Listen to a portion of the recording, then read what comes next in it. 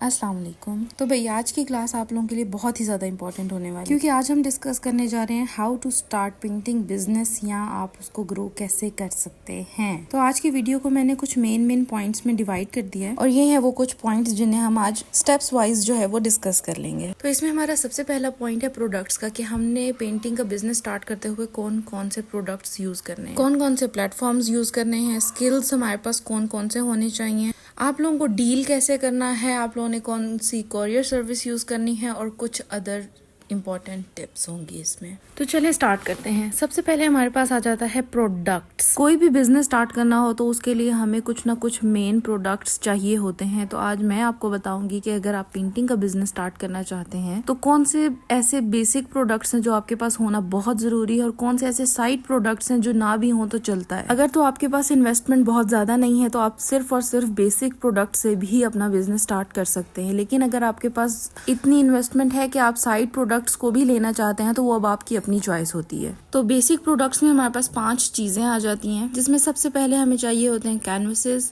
Brushes, जेसो, paints और varnish. ये है वो 5 बेसिक चीजें जिनको यूज करके आप एक पेंटिंग को तैयार कर सकते हैं। इसके अलावा आपके पास साइड प्रोडक्ट्स में आ जाते हैं कलर पैलेट आ जाती है, पैलेट नाइफ आ जाती है, परमानेंट मार्कर्स आ जाते हैं, स्केल आ जाता है और भी इस टाइप की बहुत सारी चीजें जो कि ना भी हो तो एक आप बेसिक सी पेंटिंग रेडी कर सकते हैं। या अगर ये साइड प्रोडक्ट्स आपके पास ना हो तो आप घर से ही कोई ना कोई ऐसी चीज यूज कर सकते हैं एज अ अल्टरनेट। लेकिन जो आपके पास बेसिक प्रोडक्ट्स हैं वो होना बहुत जरूरी है और वो 5 प्रोडक्ट्स हैं जो कि मैं आपको बता चुकी हूँ। ये क्वेश्चन अक्सर ही पूछा जाता था कि हमने भी अपना पेंटिंग का बिजनेस स्टार्ट करना है तो कौन सी ऐसी चीजें हैं जो हमारे पास होना बहुत जरूरी है। तो आई गेस उसका आंसर आपको मिल चुका है। नेक्स्ट पॉइंट है हमारे पास प्लेटफॉर्म्स में आपके पास बहुत सारे ऑप्शंस हैं। सोशल मीडिया प्लेटफॉर्म जो भी आप यूज करते हैं, बेशक वो इंस्टाग्राम हो, फेसबुक हो, टिकटॉक हो, यूट्यूब हो, कोई भी प्लेटफॉर्म आप यूज कर सकते हो जहाँ पे आप पिक्चर्स और वीडियोस अपलोड कर सकते हो। बस ये है कि वहाँ पे आप कम्युनिकेट कर सकते हो। जो भी प्लेटफॉर्म आप यूज कर रहे हो वहाँ पे आप जब अपनी प्रोडक्ट की पिक्चर्स या वीडियोस अपलोड करते हो तो ऑब्वियसली वहाँ पे देखने वाली जो भी ऑडियंस है वो आपसे उस प्रोडक्ट की प्राइस और उसके बारे में मजीद डिटेल्स जानने में इंटरेस्टेड होंगे। तो अगर आप अपनी प्रोडक्ट सेल करने में इंटरेस्टेड हैं तो फिर ऐसे प्लेटफॉर्म्स चूज करने हैं जहाँ आप लोगों से कम्युनिकेट कर सकें, उनसे प्रॉपरली डीलिंग कर सकें। आई होप ये पॉइंट भी क्लियर हो गया होगा। नेक्स्ट पॉइंट की तरफ मूव करते हैं जो है स्किल रिक्वायरमेंट्स, जिसका मतलब है कि अगर आप कोई बिजनेस स्टार्ट कर रहे हो तो उस बिजनेस से रिलेटेड आपके पास स्किल होना बहुत जरूरी है। फॉर एग्जाम्पल, अगर आप पेंटिंग का बिजनेस स्टार्ट करना चाहते हो तो आपको पेंटिंग आनी भी चाहिए। अगर आप रेजिन आर्ट का बिजनेस स्टार्ट करना चाह रहे हो तो आपको रेजिन आर्ट के स्किल्स भी आने चाहिए। इसी तरह से और बहुत सारे ऑप्शंस होते हैं। टफ्टिंग हो गया, बेकिंग हो गया, कुकिंग हो गया, स्टिचिंग है। आप कोई भी ऑनलाइन सर्विस प्रोवाइड कर रहे हैं तो उस चीज से रिलेटेड आपके पास स्किल होना बहुत ही जरूरी है। नेक्स्ट, आपके पास एडिटिंग के स्किल्स भी होने चाहिए। ऑब्वियसली जब भी आप अपनी कोई भी प्रोडक्ट शोकेस करना चाहते हैं तो आप उसकी वीडियो अगर बनाते हैं तो उसको एडिट करना एक बहुत ही बड़ा काम होता है। आपके पास फोटोग्राफी के भी स्किल्स होने चाहिए, वॉइस ओवर स्किल्स भी होने चाहिए ताकि आप एक्सप्लेन कर सको कि आप क्या चीज बना रहे हो और कैसे बना रहे हो। नेक्स्ट, आपके पास सबसे इम्पोर्टेंट स्किल जो कि है कम्युनिकेशन स्किल, वो होना बहुत ज्यादा जरूरी है। क्योंकि अगर आप जानते हैं कि आपको अपने क्लाइंट के साथ कैसे कम्युनिकेट करना है तभी आप एक कामयाब बिजनेस रन कर सकते हो। इसका मतलब ये है कि आपको अपना गुस्सा, ईगो, एटीट्यूड, हर एक चीज एक साइड पे रख के बहुत नॉर्मली अपने क्लाइंट के साथ कम्युनिकेट करना होता है और अपने क्लाइंट को ये यकीन दिलाना होता है कि जो चीज वो आपसे बनवा रहे हैं आप उनको वो चीज वैसे ही बना कर देंगे। नेक्स्ट पॉइंट हमारे पास आ जाता है डीलिंग का। डीलिंग आपको सिर्फ और सिर्फ अपने क्लाइंट के साथ नहीं करनी होती। आपको रिसीव होने वाला हर डीएम, चाहे वो आपका क्लाइंट हो या ना हो, आपका फॉलोअर हो या ना हो, आपको हर बंदे के साथ नाइसली डील करना है।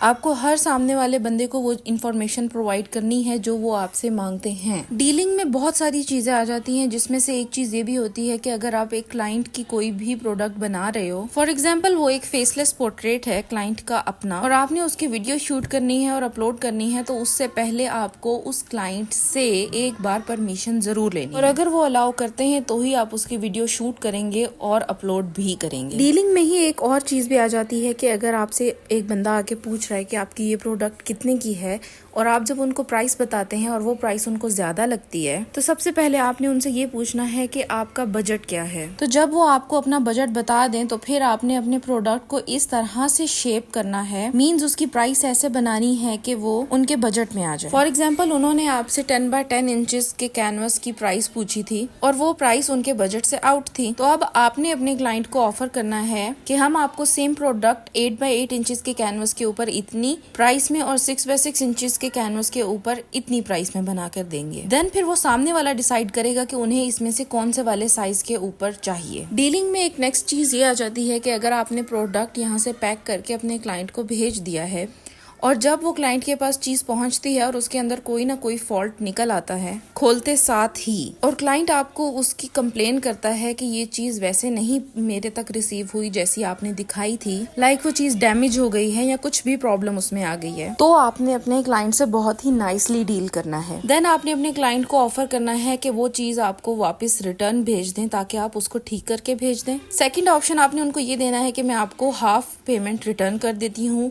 अगर तो वो नहीं मानते तो आप उनको ये भी ऑफर कर सकते हैं कि मैं आपको फुल पेमेंट रिटर्न कर देती हूँ, आप मेरी प्रोडक्ट वापस भेज दें। या आप अपने क्लाइंट को ये कह सकते हैं ये प्रोडक्ट आप रख ले, मैं आपको हाफ पेमेंट रिटर्न कर देती हूँ। या तो फिर आप ये भी कर सकती हैं कि अगर ऐसा डैमेज है कि आप उसको यहाँ से बैठ के किसी तरीके से रिजॉल्व कर सकती हैं, तो आप अपने क्लाइंट को गाइड करेंगी कि आप ऐसे करें तो ये चीज ठीक हो जाएगी। लेकिन इसके साथ आपने एक चीज का ध्यान लाजमी रखना है कि आपने क्लाइंट को ये कहना है कि अगर तो ये प्रोडक्ट खराब होती है तो उसकी जिम्मेदारी मेरी होगी। और ये बहुत ही इंपॉर्टेंट टिप्स हैं, इन्हें अपने पल्लू के साथ बांध लीजिएगा। अगली चीज ये होती है कि अगर क्लाइंट ने आपको ऑर्डर दिया है और वो टाइम के दौरान अपने प्रोडक्ट के बारे में बहुत ज्यादा कंसर्न है, तो आप उनको नाइसली डील करेंगे। आप उनको यकीन दिलाएंगे कि टाइमली आप उनकी प्रोडक्ट उन तक डिलीवर करवा देंगे। नेक्स्ट चीज हमारे पास आ जाती है कोरियर सर्विस और डिलीवरी। प्रोडक्ट को क्लाइंट तक डिलीवर करने के लिए आप कौन सी कोरियर सर्विस यूज करना चाहते हैं, ये टोटली आपके अपने ऊपर डिपेंड करता है। बस मैं आपको इतना कहना चाहूंगी कि जो भी कोरियर सर्विस आप यूज करें वो कोरियर सर्विस ऐसी होनी चाहिए जो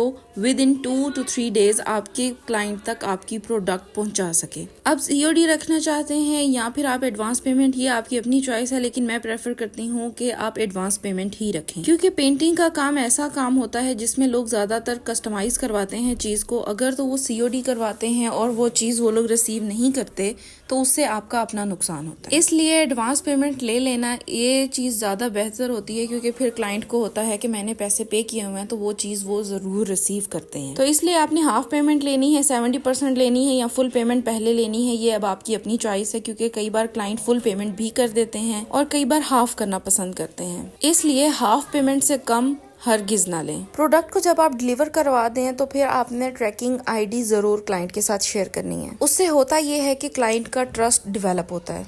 नेक्स्ट पॉइंट हमारा है पोस्टिंग का। जो भी प्रोडक्ट आपने बनाई है उसका अच्छा सा फोटो शूट करें और अच्छी सी वीडियो एडिट करें, और जो भी प्लेटफॉर्म आप यूज कर रहे हैं वहां पे आप उसको पोस्ट करते हैं। अब पोस्टिंग के लिए कोई भी स्पेसिफिक टाइम नहीं है और ना ही कोई स्पेसिफिक हैशटैग्स हैं। आपकी वीडियो की कंटेंट के ऊपर और उसकी क्वालिटी के ऊपर ही डिपेंड करता है कि वो वीडियो कितनी वायरल होगी। नेक्स्ट हमारे पास लास्ट आ जाता है सम अदर इम्पोर्टेंट टिप्स, जिसमें हम पैकेजिंग से रिलेटेड आज डिस्कस कर लेते हैं। पैकेजिंग एक ऐसी चीज है जो कि आपके प्रोडक्ट को 4 चांद भी लगा सकती है और आपके प्रोडक्ट को 0 भी कर सकती है, क्योंकि जब आपकी प्रोडक्ट क्लाइंट तक पहुंचती है तो सबसे पहले जो इम्प्रेशन डालती है क्लाइंट के ऊपर वो चीज होती है पैकेजिंग।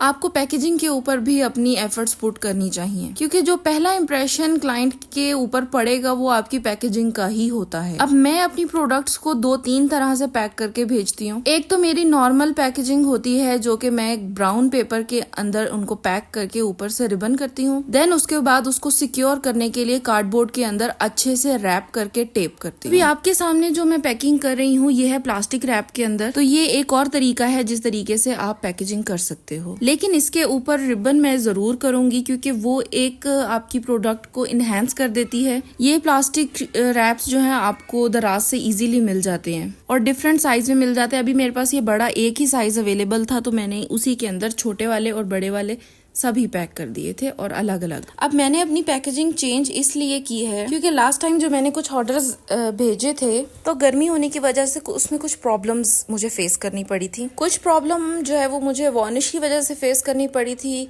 क्योंकि गर्मी होने की वजह से जो है वार्निश काफ़ी स्टिकी हो गई थी।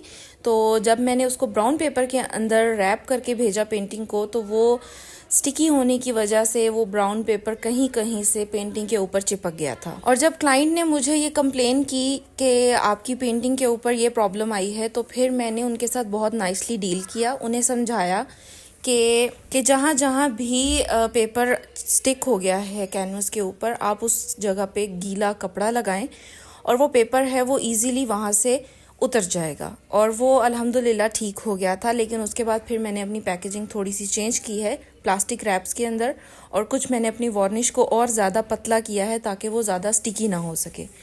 ये भी एक टिप है आप सबके लिए, ठीक है। नेक्स्ट ये कि आप अपने जो पुराने क्लाइंट्स होते हैं उनको गिफ्ट्स भी ज़रूर दिया करें। जैसे कि मैंने यहाँ पे अपना एक गिफ्ट ऐड किया है। ये मेरे काफ़ी पुराने क्लाइंट हैं, इन्होंने मुझसे काफ़ी पेंटिंग्स बनवाई हुई हैं और कुछ उनके ऑर्डर ऑलरेडी अभी पेंडिंग में हैं।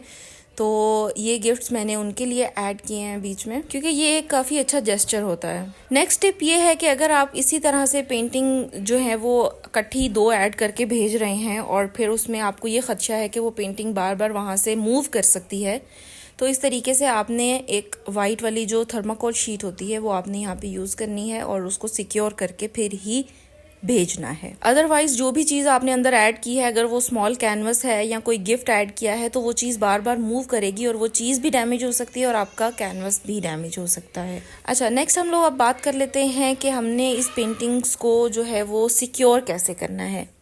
अब उसके 2-3 तरीके हो सकते हैं। आप कार्डबोर्ड के अंदर भी अच्छे से रैप करके भेज सकते हैं। सेकेंडली आप बबल रैप यूज़ कर सकते हैं।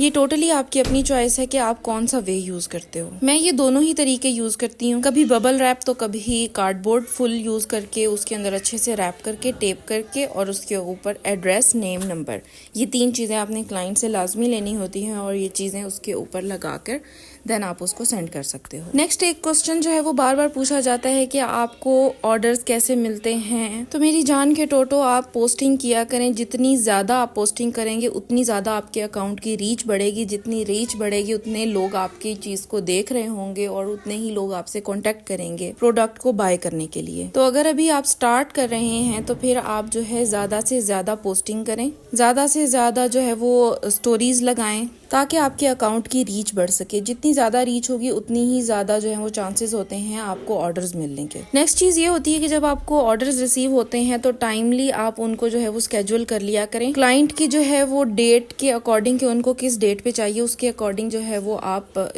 स्केड्यूल करें अपने ऑर्डर्स को। फॉर एग्जाम्पल उन्हें 8 अगस्त को अगर चाहिए है तो फिर आप इस तरह से उसको स्केड्यूल करें कि आप उसको 4-5 दिन पहले बनाएं और 2-3 दिन पहले डिलीवर करवा दें। डिलीवरी का टाइम इतना रखें एटलीस्ट 3 दिन पहले। अगर 8 अगस्त को चाहिए तो आप यहाँ से 6 या 5 अगस्त को डिलीवर करवा दें ताकि वो नेक्स्ट डे अगर डिलीवर होना था, अगर तो कोई भी प्रॉब्लम आ जाती है तो वो उससे नेक्स्ट डे लाजमी डिलीवर हो जाए और टाइमली वो चीज़ आपके क्लाइंट तक पहुँच जाए। अगली टिप आपके लिए ये है कि जब आप प्रोडक्ट फाइनल कर लें तो पैक करने से पहले एक बार क्लाइंट को वो चीज़ ज़रूर दिखा दें ताकि क्लाइंट कोई चीज़ चेंज करवाना चाहते हैं, ऐड करवाना चाहते हैं, कुछ भी चाहते हैं तो आप उसको टाइमली कर सकें। नेक्स्ट सबसे ज़्यादा इंपॉर्टेंट टिप ये है कि अपने अकाउंट पे किसी और आर्टिस्ट का वर्क अपलोड हरगिज़ ना करें। अगर तो आपको किसी और आर्टिस्ट का कोई आर्टिकल पसंद आया है तो आप उनसे परमिशन लें और फिर आप उसको अपलोड करें, या तो आप उस चीज़ को खुद बनाएं और खुद अपनी बनाई हुई चीज़ अपलोड करें। यही एक एथिकल वे होता है। और अगर आप किसी और आर्टिस्ट की चीज़ इस तरह से पुट करते हैं या